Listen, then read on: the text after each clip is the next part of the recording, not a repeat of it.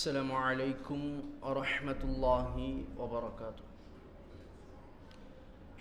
إن الحمد لله نحمده ونستعينه ونستغفره ونعوذ بالله من شرور أنفسنا ومن سيئات أعمالنا.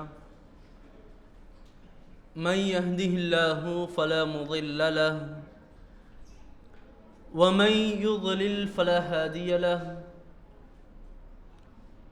أشهد أن لا إله إلا الله وحده لا شريك له وأشهد أن محمدا عبده ورسوله. أما بعد فقد قال الله تعالى في القرآن الحكيم والفرقان المجيد: أعوذ بالله من الشيطان الرجيم. بسم الله الرحمن الرحيم. يا أيها الذين آمنوا اتقوا الله حق تقاته ولا تموتن إلا وأنتم مسلمون. يا أيها الذين آمنوا اتقوا الله وقولوا قولا سديدا يصلح لكم أعمالكم ويغفر لكم ذنوبكم ومن يطع الله ورسوله فقد فاز فوزا عظيما. رب اشرح لي صدري ويسر لي أمري واحلل عقدة من لساني يفقهوا قولي. ربي زدني علما. அளவற்ற அருளாளனும் நிகரில்லா பேர் அன்புடையவனும் ஆகிய எல்லாமல்ல அல்லாஹ்வின் திருப்பெயரால் ஆரம்பம் செய்கின்றேன். அந்த ஏக இறைவனின் சாந்தியும் சமாதானமும் எம்பெருமானார் நபிகள் நாயகம் ஸல்லல்லாஹு அலைஹி வஸல்லம் அவர்கள் மீதும் அவர்களை பின்பற்றி வாழ்ந்த உத்தம சத்திய சஹாபாக்கள் சஹாபிய பெண்களின் மீதும், குறிப்பாக அல்லாஹுடைய மார்க்கத்தை அறிந்து அதை நடைமுறைப்படுத்த வேண்டும் என்ற உயரிய எண்ணத்தோடும் இந்த ரமதான் மாதத்தில் அதிகமான நல்ல காரியங்களை நல்ல அமல்களை செய்ய வேண்டும் என்ற ஆர்வத்தோடு இந்த சபையில் ஒன்று குழுமியிருக்கும் நம் அனைவர் மீதும் என்றென்றும் நின்று நிலவட்டுமாக என்ற பிரார்த்தனையுடன் எனது உரையை ஆரம்பம் செய்கின்றேன்.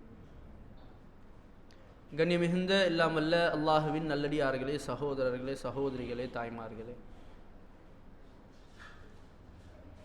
நமது அமைந்த கிளையின் சார்பாக இஃப்தாருடைய நிகழ்ச்சியும் சஹருடைய ஏற்பாடும் செய்திருப்பதை தாங்கள் அறிவீர்கள். இப்போ என்ன அப்படின்னா, பயான் பேச வரதுக்கு முன்னாடியே நிர்வாகி கூப்பிட்டு சொல்கிறாரு, பாய் ரொம்பவும் சிரமமான சூழலாக இருக்குது, 2 கஞ்சிக்கு கூட யாருமே பொறுப்பேற்றுக்கலை அப்படின்னு சொல்ல. ஏன்னா அவர்களுக்கு அந்த பிரச்சனை இருக்குது.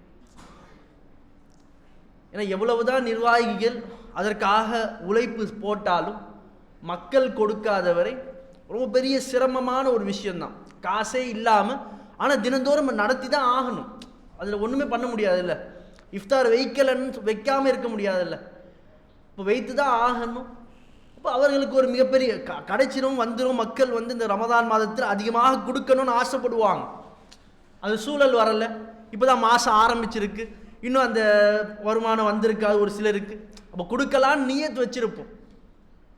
எப்போ கொடுக்கறது? லைலத்துல் கதரில் கொடுப்போம். அந்த ஒற்றை படையில் கொடுத்தா அப்போ ஒரு அது அந்த நேரத்தில் அதிகமாக வரும். ஆனால் அது வரைக்கும் என்ன பண்ணுறது? அது வரைக்கும் இஃப்தார் ஏற்பாடு செஞ்சு தானே ஆகணும். சஹருடைய உணவு மக்களுக்கு இதெல்லாம் ஒரு நன்மை. அல்லாஹ்வுடைய தூதர் எந்த அளவுக்கு சொல்லுவாங்கன்னா, இந்த இஃப்தாருக்கு நீங்கள் உணவளிப்பது, நீங்கள் தண்ணியை கொடுக்குறீங்கன்னு வைங்கள, அல்லாஹ் உங்களுக்கு ஹவுதுல இருந்து தண்ணீர் அல்லாஹ் கொடுக்க. ஒரு சாதாரணமான விஷயம் கிடையாது. இஃப்தாருக்கு நாம் ஏதோ ஒரு விஷயத்தை நம்முடைய சகோதரர்களுக்கு வழங்குறோம். நம்மளுடைய பொருளாதாரத்தை கொடுத்து அதன் மூலமாக அவருக்கு உணவளிக்கப்படுது. அல்லாஹ் ஹவுதுன் கௌசர் தெரியும்ல, அதை ரசூலுல்லாஹ் சொல்லும் பொழுது அதை மனிதன் அல்லாஹ் அவனுக்கு கொடுப்பான். நீ என்னுடைய நோன்பாளிக்கு கொடுத்தல்ல, அல்லாஹ்வே அப்படிதான். அல்லாஹ் என்ன பண்ணுவானா, நாம் ஒரு மனிதர் மீது இரக்கம் காட்டணும் அப்படின்னா அல்லாஹ், நீ என்னடா இரக்கம் காட்டுற, நான் காட்டுறேன், அல்லாஹ்வுடைய இரக்கத்தை அல்லாஹ் காட்டுவோம்.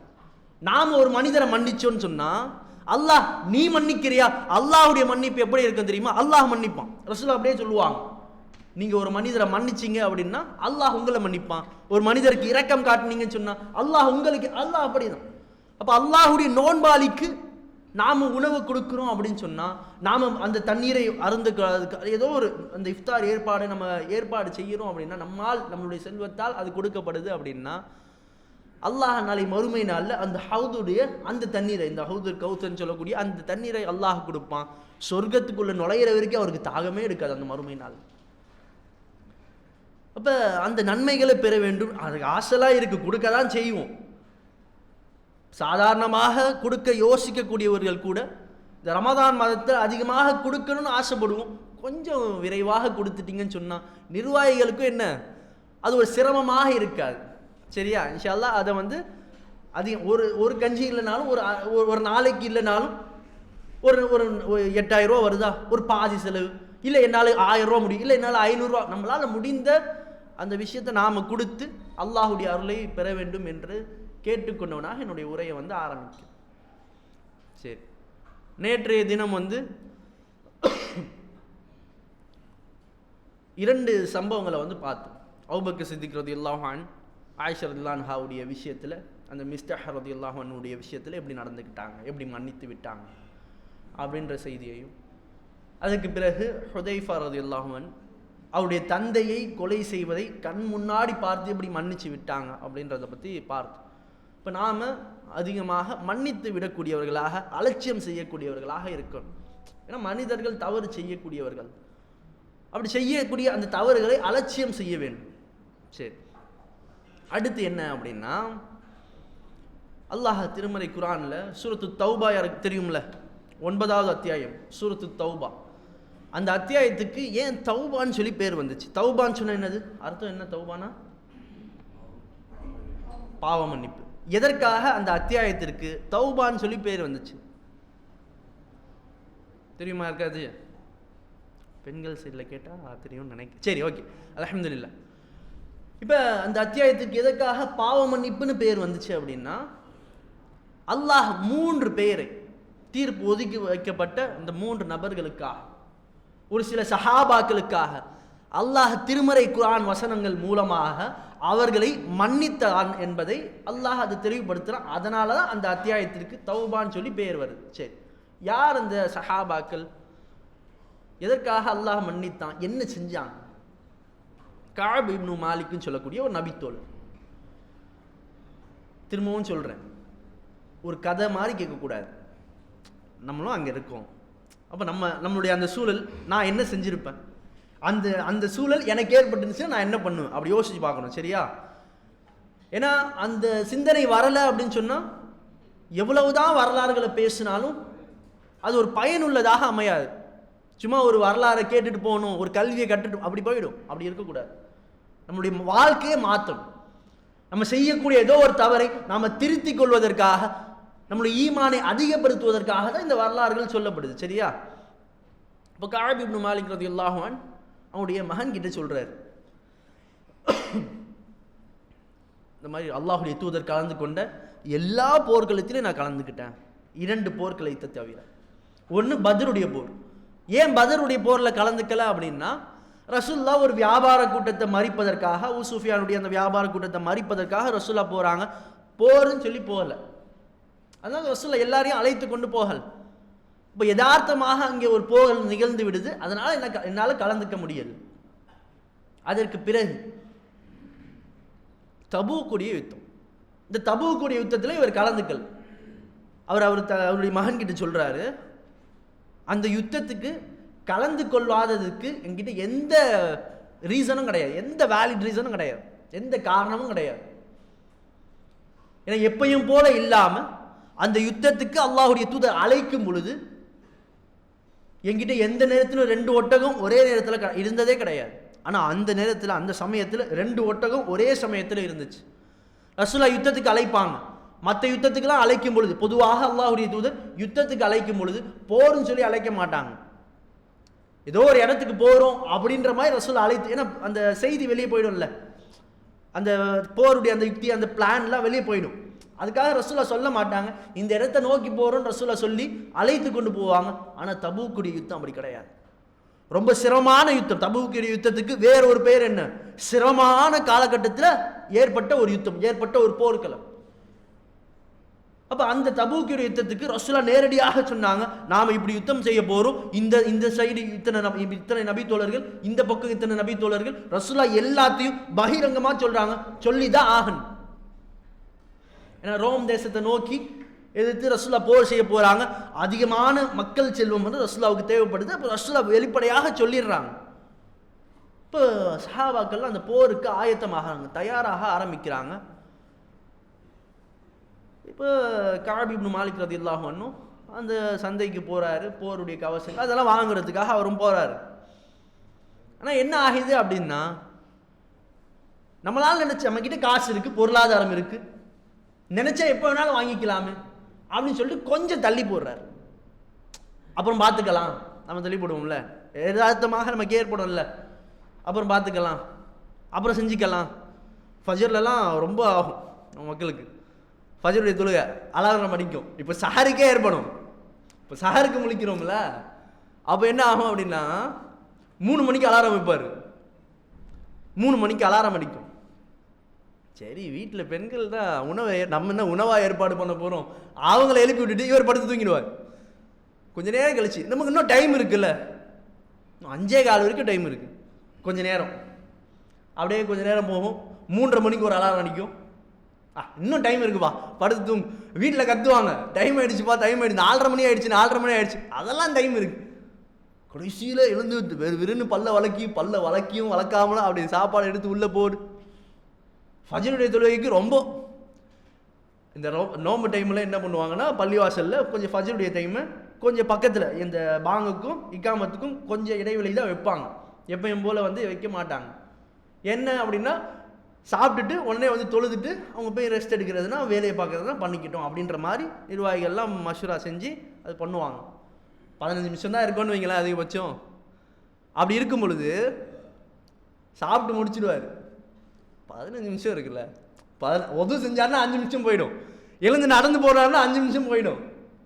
15 நிமிஷம் இருக்குல்ல, சுன்னத்தும் தொழுகணும். ஃபஜ்ருடைய 2 சுன்னத், அது எப்படிப்பட்ட உலகத்தில் இருக்க எல்லா செல்வத்தை விட மிகப்பெரிய, ரசூலா சொல்கிறாங்க, அவன் தான் மிகப்பெரிய ஆடி கார் இருக்க அவன்லாம் கிடையாது செல்வந்தன். யார் ஃபஜ்ருடைய 2 ரக்காத் அந்த சுன்னத்தை தொழுகிறாங்களோ எல்லா செல்வத்தையும் அவனுக்கு சிறந்த செல்வம் கிடச்சிச்சு. இதெல்லாம் தெரியும், ஹதீஸெல்லாம் தெரியும், தௌஹீத் நம்மலாம் பேசுவோம். 15 நிமிஷம் தான் இருக்கும், சாப்பிட்டுட்டு போனால் கரெக்டாக இருக்கும். 15 நிமிஷம் இருக்குல்ல, கொஞ்சம் போவோம், தள்ளி போவோம், கொஞ்ச நேரம் ஆகட்டுமே, என்ன ஆக போகுது அப்படின்னு சொல்லி அப்படியே தள்ளி போய் இக்காமத் எப்போ சொல்கிறாங்களோ அப்போ தான் கிளம்புவார். ஃபஜ்ருடைய ஜமாத்தை மிஸ் பண்ணக்கூடியவங்களாம் இருக்காங்க, ஆமாவா இல்லையா? அப்படியே கொஞ்சம் அப்படி தள்ளி போடுவோமே. ரமதானில் கூட ஜமாத்தை மிஸ் பண்ணக்கூடியவங்க ஒரு சிலர் அப்படியே கொஞ்சம் தள்ளி போடுவோன்னு சொல்லிட்டு ஷைத்தான் தாலாட்டு பாடுவான், இவர் அழகா தூங்கிட்டு இருப்பார். வீட்டில் வந்து அப்படி எட்டி விட்டு, அப்பா நோம்பு வச்சுட்டு தொழாமல் இருக்கியப்பா அப்படி எழுப்பி விட்டாதான் போகிறது. எழுப்பலை அப்படின்னா அப்படியே புது மாப்பிள்ளை மாதிரி தூங்குவார். அப்போ அந்த பொழுதுபோக்கு சரி அப்புறம் பண்ணிக்கலாம் தொழுகக்கூடாதுன்னு கிடையாது, அப்புறம் தொழுதுக்கலாம் அந்த எண்ணம் வருது இல்லை. இந்த எண்ணம் கஅப் பின் மாலிக்கும் வருது. சரி அப்புறம் வாங்கிக்கலாம், நம்மக்கிட்ட செல்வம் இருக்குது, போய் கேட்டால் கொடுக்க போகிறாங்க, நாம் பார்த்துக்கலாம், போகிறதுக்கு அப்புறமா ஆயத்தம் ஆகிக்கலாம். சரி அப்படியே போகுது. அல்லாஹுடைய தூதர் போருக்கு கிளம்ப ஆரம்பிச்சிடுறாங்க. ரசூல்லா வந்து சஹாபாக்களோட கிளம்ப ஆரம்பிச்சிடுறாங்க. கிளம்பிய உடனே இவர் பார்க்கிறாரு, நம்மளும் கிளம்பணும்ல, சஹாபாக்களோட நம்மளும் கிளம்பணும். அப்படி பார்க்கிறாரு, கிளம்பலான்னு முயற்சி செய்யும் பொழுது யோசிக்கும் பொழுது என்ன பண்ணுறாரு, நம்மக்கிட்ட அவங்களோட வேகமாக செல்லக்கூடிய வாகனம் இருக்கு, அவங்க போட்டோம் பின்னாலே போய் பிடிச்சிடுவோம் அப்படி சொல்லி கொஞ்சம் அப்புறம் போகுவோம் அப்படின்னு சொல்லி ஒரு நாள் போகுது. ஒரு நாள் போன பிறகு சரி போகலாம், நம்ம கிட்ட வேகமான வாகனம் இருக்கு அப்படின்னு யோசிக்கிறாரு. 2 நாள் போகுது. அதுக்கு பிறகு கடைசியில் அவர் சொல்றாரு, என்னால் அந்த போருக்கு போகவே முடியல.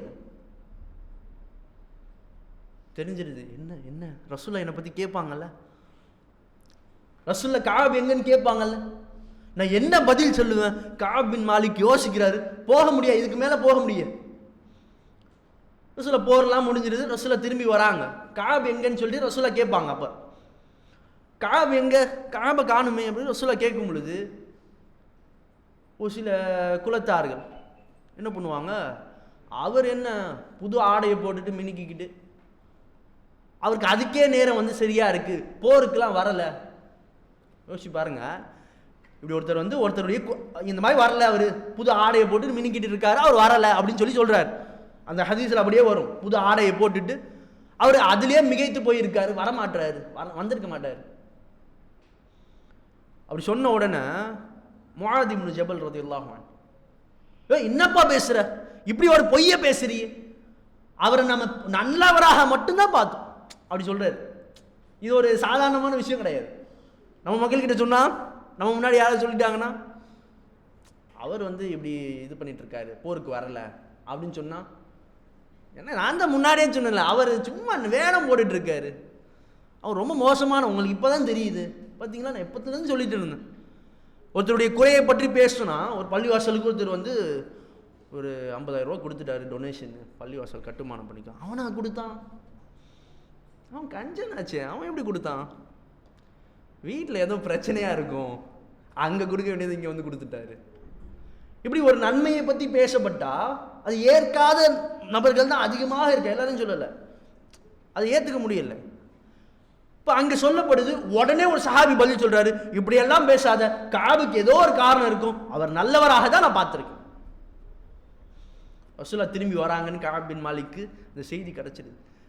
அங்கே போர் நடக்கும் பொழுது கஅப் பின் மாலிக் மதீனா வீதிகளில் போய் பார்க்கிறாரு, ரொம்ப கஷ்டப்படுறாரு. எந்த அளவுக்கு கஷ்டம் அப்படின்னா, ஏன்னா இருக்கக்கூடிய எல்லாமே முனாஃபிகீன்கள் சந்தேகப்படக்கூடிய ஒரு சில ஆள்கள் இருப்பாங்கல்ல, அவங்க மட்டும்தான் மதீனால தங்கி இருக்காங்க. அவங்க இல்லாமல் பெண்கள், போரில் கலந்து கொள்ளாமல், போரில் இந்த கை காலை இழந்தவர்கள், ஒரு ஊனமுற்றவர்கள், அப்படிதான் போரில் கலந்து கொள்ள முடியாதவர்கள் இருக்காங்க. அவங்க இல்லாமல் முனாஃபிகீன்கள் தான் இருக்காங்க. பார்க்கிறாரு, முனாஃபிக் கூட நம்மள ரொம்ப அசிங்கப்படுறாரு, ரொம்ப கஷ்டப்படுறாரு மனசு. அவர் எப்படி கஷ்டப்படுவார்னு பின்னாடி சொல்கிறேன், அல்லாஹ்வே குர்ஆன்ல சொல்லுவோம், அதை பின்னாடி சொல்கிறேன், சரியா? அப்போ ரசூலா வர செய்தி கிடைச்சிருது, என்ன சொல்கிறதுன்னு தெரியல. சரி, ஏதாவது ஒரு பொய்யை சொல்லி ரசூல்லாவுடைய அந்த கோவத்திலிருந்து தப்பிச்சிடலாம். ரசூலா கோவப்படுவாங்கன்னு பயப்படுறாரு, ரசூலாவுடைய கோவத்திலிருந்து தப்பிக்கணும்ல, ஏதாவது ஒரு பொய்யை சொல்லி நம்ம தப்பிச்சிடலாம் அப்படின்னு யோசிக்கிறார். ரசூலா வராங்க. ரசூலா எப்பவுமே வந்த உடனே மஸ்ஜித் நபவியில் 2 ரக்காத்தை தொழுதுட்டு ரசூலா உட்கார்ந்து அந்த நபி தோழர்களை சந்திப்பாங்க. வராத அந்த சஹாபாக்களை ரசூலா அழைத்து, 80 பேர் வரல. அப்போ அந்த 80 பேரையும் ரசூலா அழைத்து பேசுகிறாங்க. கஅப் பின் மாலிக்கும் நிற்கிறாங்க. சொல்கிறாங்க, ஒவ்வொருத்தரும் முனாஃபிக் தானே, ஒவ்வொருத்தரும் ஒவ்வொருத்தர் காரணம், பொய்யான காரணத்தை, என் மனைவிக்கு உடம்பு சரியில்லை, எனக்கு உடல்நிலை சரியில்லை, ஏதோ ஒரு காரணத்தை, பொய்யான காரணத்தை சொல்கிறாங்க ரசூல்லா கிட்ட. ரசூலுல்லாஹ் அவங்க சொல்லக்கூடியதை வெளியில் அவங்க சொல்லக்கூடியதை ரசூலை ஏற்றுக்கிட்டு, யா அல்லாஹ் இவங்களை மன்னிச்சிடு அப்படின்னு சொல்லிட்டு அல்லாஹ்விடத்தில் பாவ மன்னிப்பு கேட்குறாங்க, தௌபா கேட்குறாங்க. அவங்களுடைய உள்ளத்தை அல்லாஹ் அறிந்தவன், அல்லாஹ் அதற்கு திருப்பி வழங்கிப்பான் அப்படின்னு சொல்லிட்டு ரசூல்லா விட்டுடுறாங்க. இப்படி ஒவ்வொருத்தராக வந்து அழைத்து ரசூல்லா என்கொயர் பண்ணுறாங்க. இவர் வந்து பல சிந்தனையோடு வராரு ரசூல்லா கிட்ட, ஏதாவது சொல்லி நம்ம சமாளிச்சிடலாம். ரசூல்லாவை போய் பார்க்குறாங்க. அல்லாஹுடைய தூதர் கஅப் பின் மாலிக்கை பார்த்த உடனே ரசூலுடைய முகம் வந்து பயங்கரமான கோவம். ரசூலுடைய முகத்தில் அந்த கோவத்தை ரசூலுடைய முகத்தை அப்படியே பார்க்கிறாரு. ரசூல்லா பயங்கரமாக கோவப்படுறாங்க. ரசூலுடைய கோவத்தோடு அல்லாஹுடைய தூதர், அமருங்க, ஏன் வரல ரசூல்லா கேட்குறாங்க. அல்லாஹுடைய தூதருடைய கோவத்தை பார்த்த உடனே வந்த பொய்யெல்லாம் மறந்துட்டு அவர் அல்லாஹுடைய தூதர்கிட்ட சொல்றாரு, யா ரசூலல்லாஹ், நான் நம்ம பேசக்கூடிய, நான் நல்லா வாதம் செய்யக்கூடிய, நான் இப்போ பொய் சொன்னேன்னா, மற்றவங்கள மாதிரி பொய் சொன்னேன்னா நீங்கள் என்ன நம்பிடுவீங்க, நான் நல்ல வாதம் ரசூல்லா கிட்ட அப்படியே சொல்றாருங்க. ஆனால் உங்கள் முன்னாடி என்னால் பொய் சொல்ல முடியல, நான் போருக்கு வராததுக்கு தக்க காரணம் எதுவுமே கிடையாது அப்படின்னு ரசூல்லா கிட்ட சொன்ன உடனே அல்லாஹ்வுடைய தூதர் என்ன பண்ணுவாங்க, சரி இவர் உண்மையை தான் சொல்கிறாரு, ஃபஸத்தக்த, நீங்கள் உண்மையை சொல்லிட்டீங்க, அல்லாஹ் உங்கள் விஷயத்தில் தீர்ப்பளிச்சிருவான் அப்படின்னு சொல்லிட்டு ரசூல்லா ஒதுக்கி வச்சிடறாங்க. பனு ஸலமான்னு சொல்லக்கூடிய ஒரு கூட்டத்தினர் வந்து அவர்கிட்ட சொல்லுவாங்க, என்னப்பா இப்படி சொல்லிட்டிய உண்மையை போட்டு, முனாஃபிகீன்கள்லாம் எப்படி பொய் சொன்னாங்க, அப்படி பொய் சொல்லியிருந்தேன் அப்படின்னா ரசூல்லா துவா செஞ்சாங்கல்ல, அல்லாஹ் மன்னிச்சிருவான்னு சொல்லி, அல்லாஹ் யா அல்லாஹ் உங்களை மன்னிச்சுன்னு ரசூல்லா துவா செஞ்சாங்களா, அந்த துவா போதும்ல உனக்கு. இவர் யோசிக்கிறார், ஆமாம் அப்படி சொல்லியிருக்கலாமோ, இல்லை அல்லாஹுடைய தூதருடைய கோவத்தை யோசிக்கிறாங்க. பின்னாடி தெரிஞ்ச ரசூலா கோவப்படுவாங்கல்ல, ரசூலுல்லாவுடைய கோவம் எனக்கு வேண்டாம், தவிர்த்து வந்துடுறார். இவரை போன்ற ஒரு இன்னொரு 2 சஹாபி, இவர் முராரான்னு சொல்லக்கூடிய ஒரு நபித்தோழர், சரியா, ஹிலாலுன்னு சொல்லக்கூடிய ஒரு நபித்தோழர், 3 நபித்தோழர்களும் இந்த மாதிரி வந்து தீர்ப்பு ஒதுக்கி வைக்கப்பட்டவர்களாக இருக்காங்க.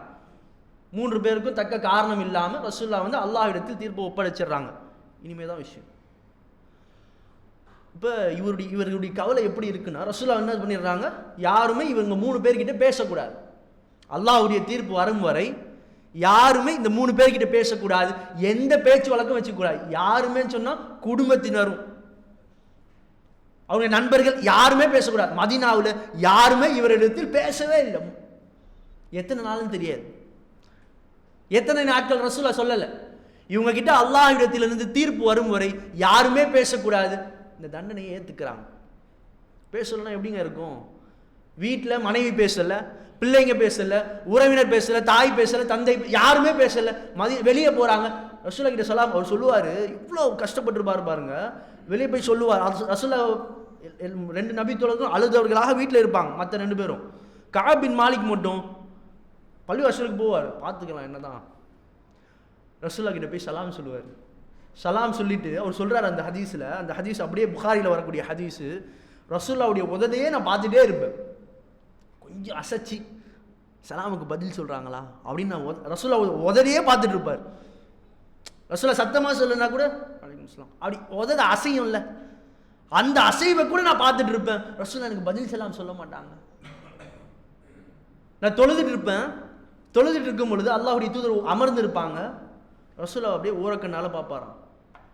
ரசூலுல்லாஹ் இவரை பார்க்கிறாரா? ரசூலுல்லாஹ் இவங்களை பார்ப்பாங்க. இவர் பார்க்கும் பொழுது ரசூலுல்லாஹ் திரும்பிடுவாங்க. ரசூலுல்லாஹ்வுக்கு ரொம்ப பிடித்த ஒரு நபித்தோழர், அல்லாஹ்வுடைய தூதருக்கு ரொம்ப நேசத்திற்குரிய ஒரு நபித்தோழர். அப்போ அல்லாஹ்வுடைய தீர்ப்பு வரும் வரை ரசூலுல்லாஹ் ஒதுக்கி வச்சிருக்காங்க. இப்போ ரசூலுல்லாஹ் பார்க்குறாங்க, கஅப் இப்படி பண்ணிட்டார். ரசூலுல்லாஹ் பார்க்குறாங்க, அவங்க ஏக்கத்தோடு பார்க்குறாங்க. கஅப் ஓரக்கண்ணில் பார்க்குறாரு தொழுதுகிட்டு, ரசூலுல்லாஹ்வுக்கு தெரியாமல்.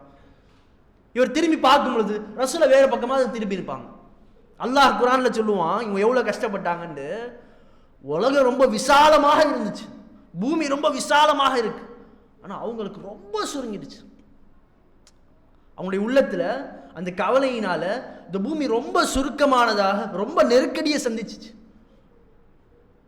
அப்படியே பார்க்கிறாரு, அப்படியே காலங்கள் போகுது, நாட்கள் போகுது, 1 நாள் 2 நாள் இல்லை, 40 நாட்கள் ஆயிடுச்சு. யாருமே பேச மாட்டாங்க.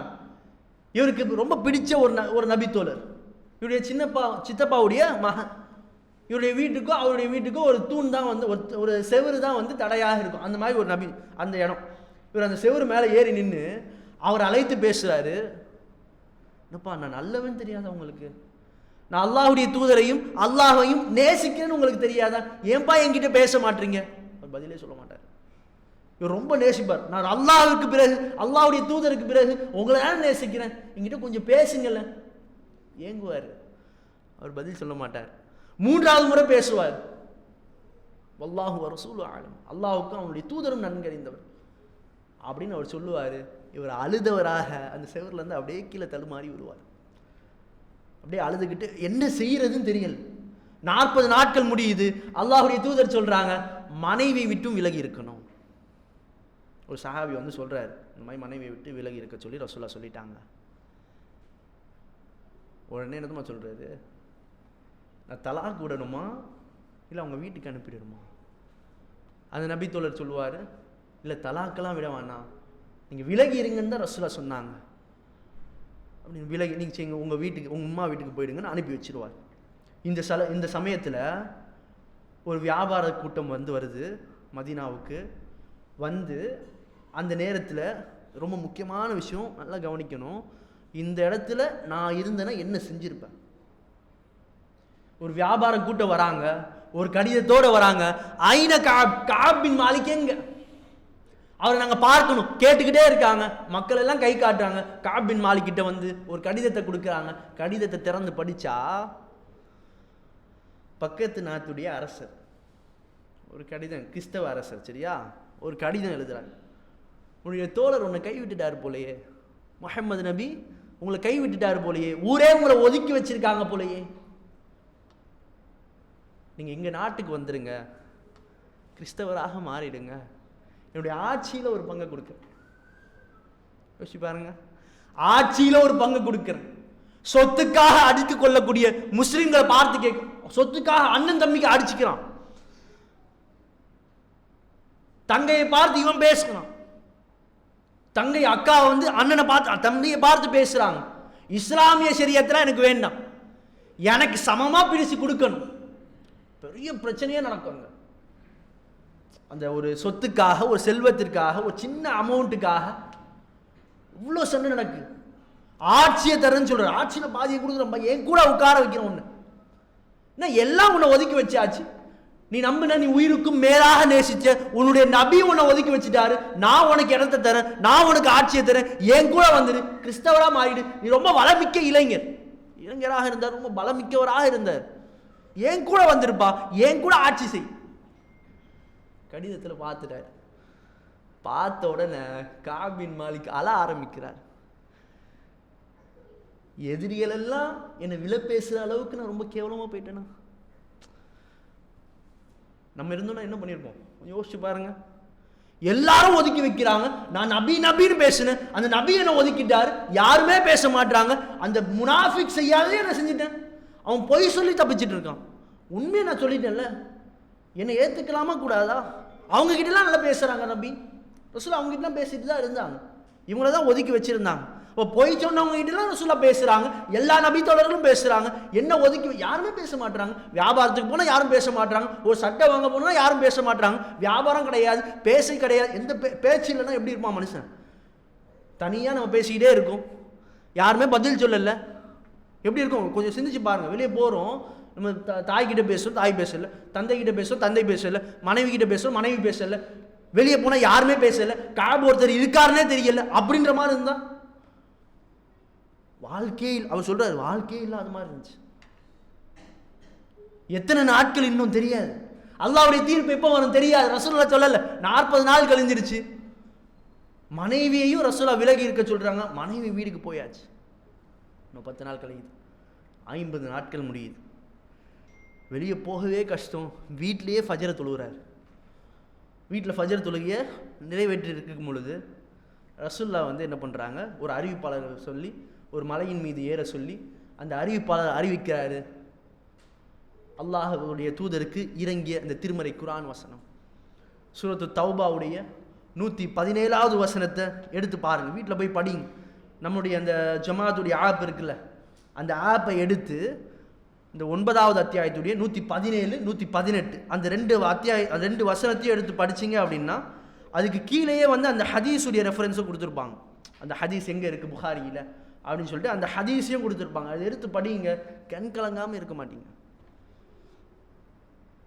ரசூலுல்லாஹ்வுக்கு வந்த அந்த ஹதீஸ், அந்த திருமறை குர்ஆன் வசனத்தை அந்த அறிவிப்பாளர் மலையின் மீது ஏறி சொல்கிறார், வஅல ஸலாஸத்தில் லதி ஹுல்லிஃபு, அந்த 3 தீர்ப்பு ஒதுக்கி வச்ச அந்த 3 பேர் இருக்காங்கல்ல, அவங்களை பற்றி அல்லாஹ் பேசுகிறான். இதா ضاقت عليهم الارض, அவங்களுக்கு பூமி விசாலமாக இருந்துச்சு. ஒரு ஆட்சியை வந்து கொடுக்குறேன்னு சொல்றான், எவ்வளோ விசாலம், பூமி எப்படி இருக்கும்? அப்போ ஆட்சிகள் நம்ம அமர்ந்துட்டோம் அப்படின்னா எப்படிப்பட்ட விசாலமான ஒரு அல்லாஹ் தான் சொல்றான். பூமி விசாலமாக இருந்துச்சு அவங்களுக்கு. பிமா ருஹிகத் வضاقت عليهم الانفسنا, ஆனால் அவங்களுடைய உள்ள எப்படி தான் இருந்துச்சு? பூமி விசாலமாக அல்லாஹ் பேசுகிறான். ஒரு சாதாரணமாக மனுஷன் கிடையாது. இப்போ நான் பேசுறேன்னா கொஞ்சம் கூட குறைய, கொஞ்சம் அப்படியே மிகைப்படுத்தி, கொஞ்சம் அதிகப்படுத்தி நாம சொல்லுவோம். அல்லாஹ் சொல்லுவானா? அல்லாஹ் எப்படி சொல்லுவான்? இன்ன வஅதல்லாஹி ஹக், அல்லாஹ் உண்மையை மட்டும்தான் சொல்லுவான். அல்லாஹ் என்ன யதார்த்தமோ அவர் எப்படி யோசிச்சாரு, எப்படி ஃபீல் பண்ணாரு, அல்லாஹ் சொல்றான். அவருடைய உள்ள ரொம்ப நெருக்கடியாக, ரொம்ப கவலையாக அவர் இருக்கார். அவர்களுக்கு அல்லாஹ் சொல்றான், அல்லாஹ் அவர்களை மன்னிச்சுட்டான்னு சொல்லுங்க. இதை கேட்ட உடனே அந்த அறிவிச்சார்ல அந்த நபித்தோழர்கிட்ட ஓடி போறாரு. என்ன கொடுக்கறதுன்னு தெரியல, அந்த சந்தோஷத்துல என்ன கொடுக்கறதுன்னு தெரியல, போட்டிருந்த ஆடையை கழுத்து கொடுத்துருந்தார். அவருக்கு ஏதாவது கொடுக்கணும், ரொம்ப சந்தோஷமான ஒரு விஷயம், போட்டிருந்த அந்த ஆடையை கழுத்து கொடுத்துட்டாரு. ரசூலுல்லாஹ் கிட்ட போகணும்ல, ரசூலுல்லாஹ் போய் பார்க்கணும்ல, வேகமாக ஓடுறாரு. பக்கத்து வீட்டுக்காரர்கிட்ட அவருடைய மேலாடைய இரவல் வாங்கி அதை அணிந்து கொண்டு மஸ்ஜித் நபவிக்குள்ளே போகிறார். போகும் பொழுது ரசூலுல்லாஹ் சுற்றி சஹாபாக்கள்லாம் அமர்ந்திருக்காங்க. இவர் வந்த உடனே சஹாபாக்கள்லாம் இவர் மீது பாயிறாங்க. இவர் வந்து ரொம்ப சஹாபாக்கள் அப்படிதான் இந்த பாசத்தை ரொம்ப வெளிக்காட்டுவாங்க, நம்மள மாதிரி கிடையாது. ஓடி ஒரு சஹாபி ரொம்ப கட்டி பிடிச்சி இருக்க அனைத்து முஸாபை நற்செய்தியை பெற்றுக்கொள்ளுங்கள் கஅப் பின் மாலிக் அப்படின்னு சொல்லிட்டு அவர் பேசுறார். அப்படி பேசின உடனே இவருக்கு ரொம்ப சந்தோஷம். அப்புறம் ரசூலாவே அவர் கட்டி அணைச்சிட்டு இருக்கார். ரசூலாவே பார்க்குறார். ரசூலா என்ன சொல்றாங்க? அவர் சொல்றாரு, ரசூல்லாவுடைய முகம் அப்படியே ஜொலிச்சிச்சு, அப்படியே மின்னுச்சு. ரசூலா அப்படியே சிரிச்சிட்டு ரொம்ப சந்தோஷமாக அல்லாஹ்வுடைய தூதரை நான் பார்த்தேன், எனக்கு அதை விட வேறு சந்தோஷமே கிடையாது. ஒரு தவறு செய்கிறாரு, அந்த தவறை உணர்ந்து அவருடைய மனசை அவ்வளவு கஷ்டப்படுறாரு. என்ன பிரச்சனை வந்தாலும் சரி, எந்த ஒரு சூழல் ஏற்பட்டாலும் சரி, எனக்கு எவ்வளவு பெரிய ஆஃபர் வந்தாலும் சரி, அல்லாஹ்வுடைய மார்க்கத்திற்காக தூக்கி வீசக்கூடியவராக இருந்தார். அது ஒரு பிரச்சனையாக நினைச்சாரு. நம்ம யோசிங்க, நம்ம அதை எப்படி நினைப்போம்? ஒரு ஆஃபர் வருது, எல்லாரும் நம்மளை ஒதுக்கி வச்சுட்டாங்க, ஜமாத்தில் நம்மளை ஒதுக்கி வச்சுட்டாங்க, நம்ம குடும்பத்தில் நம்மளை ஒதுக்கி வச்சுட்டாங்க, என்ன பண்ணுவோம்? கண் கூட பார்க்குறோமா இல்லையா? ஒதுக்கி வச்சுட்டிங்களா? அப்படியே கோபம் அப்படியே திரும்பும். எனக்கு ஒரு காலம் வரட்டும், நான் என்ன செய்கிறேன் பாரு. அப்படி இருக்காங்களா இல்லையா? கண் முன்னாடி பார்க்குறோமா இல்லையா? கோபம்லாம் கிடையாது, காலம் வரட்டும்னு காத்திருப்பார். அந்த சூழல் எப்படி கிடைக்கும் அப்படியே வெயிட் பண்ணிட்டு இருப்பார். இவங்களை எப்படி பழி வாங்கலாம்? என்னையே ஒதுக்கி வைக்கிறேன் நீ, நான் எவ்வளோ பெரிய ஆள் தெரியுமா? அது அப்படிதானே இருக்கா மனுஷன். சூழலுக்காக காத்திருக்கக்கூடிய நாம எங்க ஒரு மிகப்பெரிய ஒரு கிறிஸ்தவனுடைய ஆட்சி கிடைக்குது, தூக்கி உதறி போடுறார். அது எப்படி தான் நினைக்கிறார்? அந்த கடிதத்தை நெருப்புல போட்டு எரிக்கிறார், யாருமே பார்த்துடக்கூடாது. கஅப் பின் மாலிக் இவ்வளவு மோசமானவன், இவ்வளவு கேவலமானவன் ஆயிட்டேனா, அவ்வளவு சீப் ஆயிட்டேனா, எதிரிகள்லாம் என்ன விலை பேசுறாங்களே அப்படின்னு கவலைப்படுற. அதை பத்தி யோசிக்கல, இப்படி போனா எப்படி இருக்கும், போயிட்டு இவங்களை பழி எதுவுமே கிடையாது. அப்ப நாம் ஒரு தவறு செய்துட்டோம் அப்படின்னு சொன்னா அல்லாஹ்விடத்தில் அல்லாஹ் எப்படிப்பட்ட பாவத்தையும், போர்ல கலந்துக்காம இருக்கிறது ஒரு பெரிய பாவம். அந்த காலத்துல போர்க்களத்தில் கலந்து கொள்ளாமல் இருப்பது ஒரு பெரும் பாவமாக பார்க்கப்பட்டது. இப்ப நாம ஒரு தவறு செஞ்சிட்டோம் அப்படின்னா அல்லாஹ்விடத்தில் கவலைப்பட்டு கஷ்டப்பட்டு யா அல்லாஹ் என்ன மன்னிச்சிருன்னு சொன்னா அல்லாஹ் என்ன பாவமா இருந்தாலும் மன்னிச்சிருவோம். இப்ப நாம முதல்ல அதுக்கு உருக்கக்கூடியவர்களா, நம்ம மனசு உருகணும். ஃபஜ்ருடைய வக்தை விட்டுட்டோமா, ஏதோ ஒரு வக்தை விட்டுட்டோமா, என் மனசு கஷ்டப்படணும். தொழுவலையே தொழுகையை விட்டுட்டேனே கஷ்டப்படுறோமா? முதல் நாள் கஷ்டப்படுவோம், ரெண்டாவது நாள் கொஞ்சம், மூணாவது நாள் யதார்த்தமாயிடும்.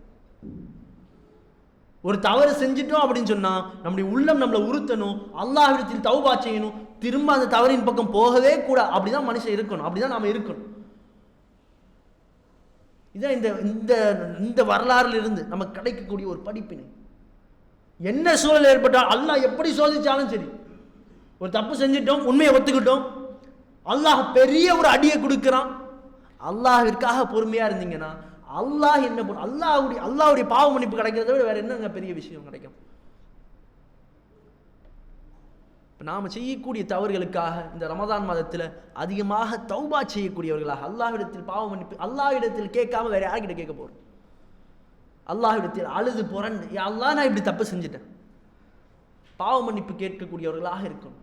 எல்லாம் உலக விஷயத்தை கேட்கணும். என் வியாபாரம் நல்லா இருக்கணும், என்னுடைய பிள்ளை நல்ல மார்க் எடுக்கணும், எக்ஸாம் நடந்துட்டு இருக்கு, என்னென்னமோ விஷயங்களை கேட்கிறோம். நாம செய்த அந்த தவறுகளை யோசிச்சு பார்த்து நான் இந்த தப்பு செஞ்சுட்டேனே, இந்த தவறுகளை செஞ்சுட்டேனே அப்படின்னு யோசிச்சு பார்த்து அதற்காக அல்லாஹ்விடத்தில் தௌபா செய்யணுமா? கஅப் பின் மாலிக் சொல்றாரு, அன்னைக்கு ரசூலுல்லாஹ்வுடைய சந்தோஷத்தை பார்த்து அல்லாஹ்வுடைய தூதர் என்னை பார்த்து சிரிச்சாங்கல்ல, அந்த சிரிப்புக்கு பிறகு நான் சொன்ன அந்த உண்மை இருக்குல்ல, அப்போ அவர் சத்தியம் செய்கிறார், இனிமே என்னுடைய வாழ்க்கை முழுக்க நான் பொய்யே பேச மாட்டேன், என்ன சூழல் வந்தாலும் சரி நான் உண்மையை மட்டும்தான் பேசுவேன்னு சத்தியம் செய்கிறார். அந்த ஹதீஸை அறிவிக்கும் பொழுது அவர் சொல்றாரு, இந்த நாள் வரை, அந்த நாள்ல இருந்து இந்த நாள் வரை நான் எந்த பொய்யையும் யாருக்காகவும் சொன்னது கிடையாது. இன்ஷா அல்லாஹ் இனி வரக்கூடிய காலங்கள் நான் மரணிக்கிற வரைக்கும் நான் எந்த பொய்யும் சொல்ல மாட்டேன் அப்படின்னு சத்தியம் செய்கிறார். அந்த உண்மைக்கு அல்லாஹ் கொடுத்த அந்த கூலி அவருக்கு அவ்வளோ சந்தோஷம். இவ்வளோ நாள் கஷ்டப்பட்ட எல்லாமே அவருக்கு மறந்து போச்சு. ரசூலுல்லாஹ் கோபப்பட்டுறக்கூடாது, அல்லாஹ்வுடைய தூதருடைய கோபத்தை பார்த்து பொய்யையே மறந்துட்டார். நம்ம பார்க்கிறோம் நம்மளுடைய சமூகத்தை. ரசூல்லா எதுக்காக ரசூல்லா சொல்கிறாங்க, யார் ஃபஜ்ருடைய தொழுகைக்கு வரலையோ, அப்படி ரசூல்லா தொழுதுட்டு பின்னாடி திரும்பி உட்காடுறாங்க, யாரெல்லாம் வரலையோ, நிறைய நபி தோழர்களை காணும். வராதவங்களுடைய வீட்டுக்கு போய் என்ன பண்ணுவாங்களா ரசூல்லா? யாருக்கு தெரியும் இந்த ஹதீஸ்? ரசூல்லா திரும்பி உட்காடுறாங்க, நபி தோழர்கள் கொஞ்சம் குறைவாக இருக்காங்க, கொஞ்சம் இளைஞர்கள் இருக்காங்க, வராதவங்களுடைய வீட்டுக்கு போய் நான் என்ன பண்ணுவேன்னு ரசூல்லா சொல்கிறாங்க, வீட்டை எரிச்சிடுவேன்னு சொல்கிறாங்க. சும்மா சாதாரணமான விஷயம் கிடையாது. அல்லாஹ்வுடைய தூதர் அல்லாஹ் குர்ஆன்ல பேசும்பொழுது இன்னக அலா குலுகின் அதீம், நபியே மகத்தான நற்குணம், அகிலத்தாருக்கு ஒரு அருட்கொடையாக. அப்படிப்பட்ட நபி எந்த நேரத்திலும் தன்னை நோகினை செய்த அந்த காஃபிர்களை கூட ரசூல் அழிக்கக்கூடாதுன்னு நினைச்சாங்க. அந்த தாயிஃப் நகரத்தில் நடந்த சம்பவம் தெரியும்ல, 2 மலக்குமார்கள் வராங்க, அழிச்சிடவான்னு கேட்குறாங்க. இல்லை, பின்னாடி வரக்கூடியவங்க இஸ்லாத்துக்குள்ள வந்து ரசூல் அவ்வளோ கருணை மிக்கவங்க. அந்த அல்லாஹ்வுடைய தூதருக்கு கோபத்தை ஏற்படுத்தியது எது? வீட்டை கொளுத்திடுவேன்னு சொன்னால் அவ்வளவு கோபப்படுறாங்க அல்லாஹ்வுடைய தூதர். அந்த பெண்களும் குழந்தைகளும் இருக்கிறதுனால நான் விட்டு வைக்கிறேன்னு ரசூலா சொன்னாங்க. இப்போ அல்லாஹ்வுடைய தூதருக்கு கோபத்தை ஏற்படுத்துது, ரசூலுல்லாஹ் எரிப்பேன்னு சொன்னாங்க. ஹதீஸ் தெரியும், மனநமிட்டு இருக்கோம், எனக்கு தெரியும் இந்த ஹதீஸ், உங்களுக்கு தெரியும், பலருக்கு தெரியும். ஆனால் ஃபஜ்ருடைய தொழுகையை தொழுகாமல் வீட்டில் உறங்கி கொள்ளக்கூடியவங்க, ரசூலுல்லாஹ்வுடைய கோபம் தெரியுதுல்ல. அல்லாஹ்வுடைய தூதரை நேசிக்கிறோம்னா இதில் நேசத்தை காட்டணும், சும்மா வாயளவில் பேசுறது கிடையாது நேசம். நாம் செய்யக்கூடிய தவறுகளுக்காக, இந்த நாள் வரை செய்த அந்த தவறுகளுக்காக அல்லாஹ்விடத்தில் வருந்தி கஷ்டப்பட்டு அல்லாஹ்விடத்தில் அல்லாஹ் என்ன மன்னிச்சுன்னு சொன்னால் அல்லாஹ் இந்த ரமதான் மாதத்தில் இன்னும் அதிகமாக பாவ மன்னிப்பை வழங்கக்கூடியவனாக இருக்கான். இப்போ நாம் பாவ மன்னிப்பு அல்லாஹ்விடத்தில் அதிகமாக இஸ்திக்ஃபார் செஞ்சு இனி வரக்கூடிய காலகட்டத்தில் நாம் செய்யக்கூடிய நன்மைகளை பார்த்து கரெக்டான முறை அந்த பாவத்தின் பக்கம் திரும்ப போகாமல் அதிகமான அமல்களை அதிகரிக்கக்கூடிய நன்மக்களாக எல்லாம் வல்ல இறைவன் உங்களையும் என்னையும் ஆக்கியருள வேண்டும் என்ற பிரார்த்தனையோடு எனது உரையை நிறைவு செய்கின்றேன். وآخر دعوانا الحمد لله رب العالمين. السلام عليكم ورحمة الله وبركاته. سبحانك اللهم وبحمدك أشهد أن لا إله إلا أنت أستغفرك وأتوب إليك.